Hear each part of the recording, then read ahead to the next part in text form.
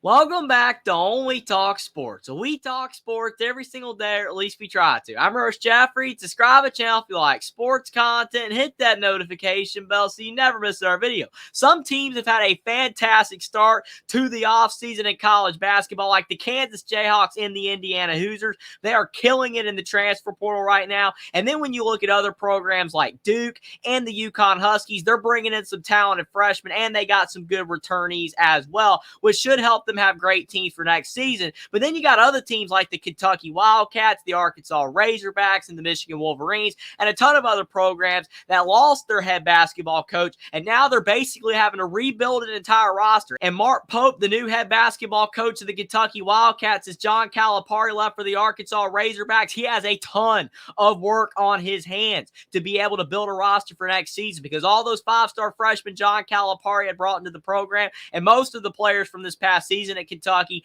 they are gone and they're no longer with the Wildcats. But he is starting to bring in some transfer portal players. And the latest addition for the Wildcats is former Oklahoma guard Otega Oweh. I'm going to go over whether I believe that Otega Oweh can have success at Kentucky next season, and whether I believe Mark Pope is bringing in the right players that will be able to help Kentucky have success next season. Now, my expectations of success for Kentucky basketball next season completely varies from the Kentucky fan base, because they're expecting the Wildcats to not skip a beat and hopefully be able to improve now that John Calipari is out of town. The five-star freshmen that he had been bringing in that have not been working for the past few years, with all of the veterans staying in college basketball these days, and with the transfer portal, it just makes it tougher to recruit that way. A lot of Kentucky fans, they're excited about Mark Pope, but other Kentucky fans are worried that Mark Pope is not the right guy to lead the Wildcats, and that he'll have around the same amount of success that John Calipari had toward the end of his Kentucky tenure, which was to have around a top 25-ish team, but then not be able to advance in the NCAA tournament. And that's definitely not what Kentucky fans want, but that's about what I'm expecting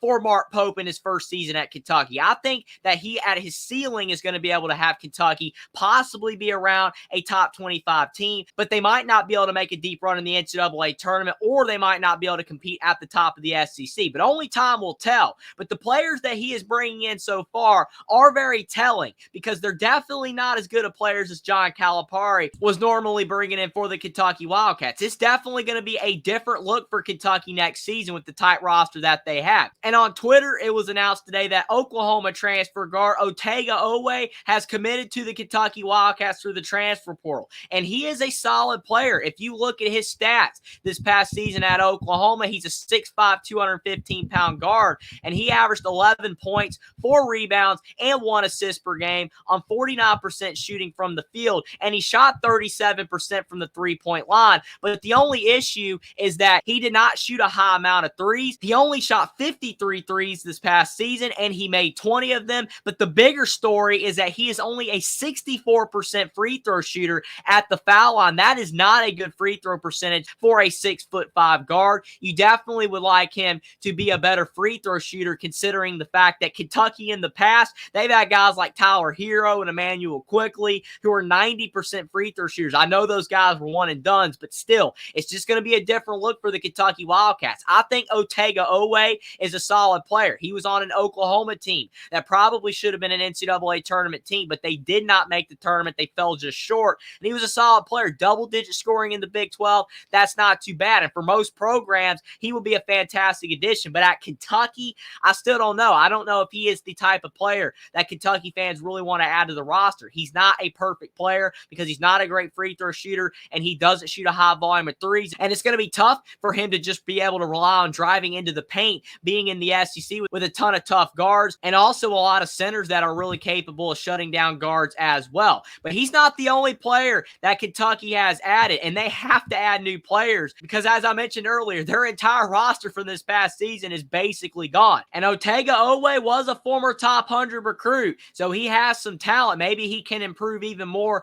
with Mark Pope and the Kentucky Wildcats, but only time will tell. But he's going to have a lot of help because he can't do it all on his own. And Lamont Butler, he announced that he was transferring to the Kentucky Wildcats yesterday. I was not able to make a video on this edition singularly. I wanted to, but there's just so much going on in the transfer portal right now. It kind of fell under the radar, but he's a good addition as well for the Kentucky Wildcats. But the key word there is he's a good addition. He's not a fantastic addition.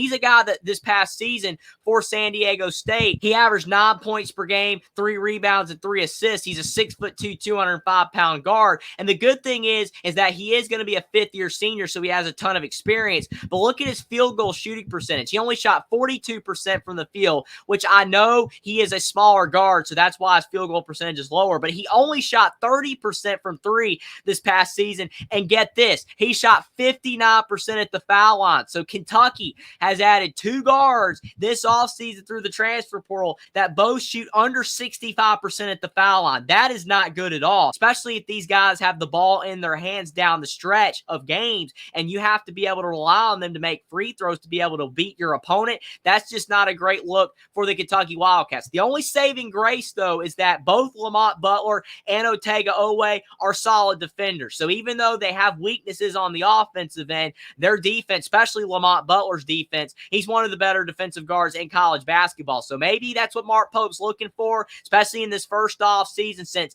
he's kind of behind the 8 ball a little bit. He got hired a little bit later than some of these other coaches. He's having to go out there and flip an entire roster and basically bring in around a double-digit amount of new players, which is so tough to do, even in this transfer portal era. This new era in college basketball makes it a lot easier to transform a roster for the better, but it's still very difficult, especially when a lot of other programs are able to go out there and land some of the top players in the portal before Mark Pope could really go out there and get anything done. But Lamont Butler and Otega Oweh are not the only players that Kentucky has added so far. Travis Perry, he has announced that he is staying committed to the Kentucky Wildcats. That's huge. He's a top 100 guard, and he was a part of John Calipari's recruiting class, but he's from the state of Kentucky, so he's staying committed to the Wildcats. That's big. Colin Chandler, who was committed to BYU, he's coming over to the Kentucky Wildcats. He's been in college for a couple years now, but hasn't played any college basketball yet, so we'll have to see how he does. And Drexel transfer center Amari Williams, he also committed to the Wildcats as well. I made an entire video on that. If you want to go check that video out, link is in the description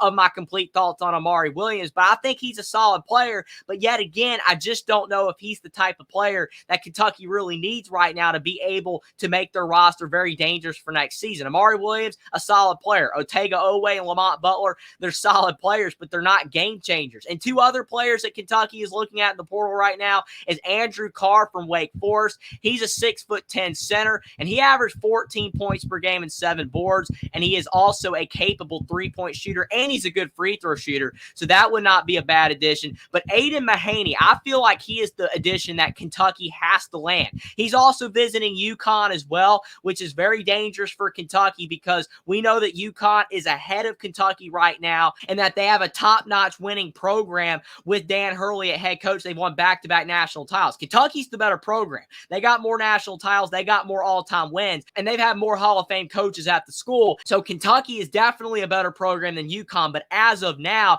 who's in better shape in college basketball right now is UConn, and Kentucky's got to be able to get that back, and they can't allow a guy like Aiden Mahaney commit to the UConn Huskies over Kentucky, especially when Kentucky has a lot more playing time up for grabs than UConn does. But we'll have to see what Aiden Mahaney does. He's been a very solid guard at St. Mary's the past couple seasons. He averaged 14 points, 3 rebounds, and 3 assists this past year. I still think he has NBA potential. He's a pretty solid 3-point shooter as well at 36%, and he shot 81% at the line this past season. But those are the main targets that Kentucky is looking at in the transfer portal right now, and they're good players. But I do believe, based on the trajectory that Kentucky is at right now in the portal, unless some other really good players enter the portal in the next week or so before the portal closes, I think that Kentucky's ceiling is just going to be around a top 25-ish team, top 30 team at best, and maybe they can be a top 5 team in the SEC as the best possible outcome. I think Mark Pope could have success at Kentucky, but he's got so much pressure to succeed.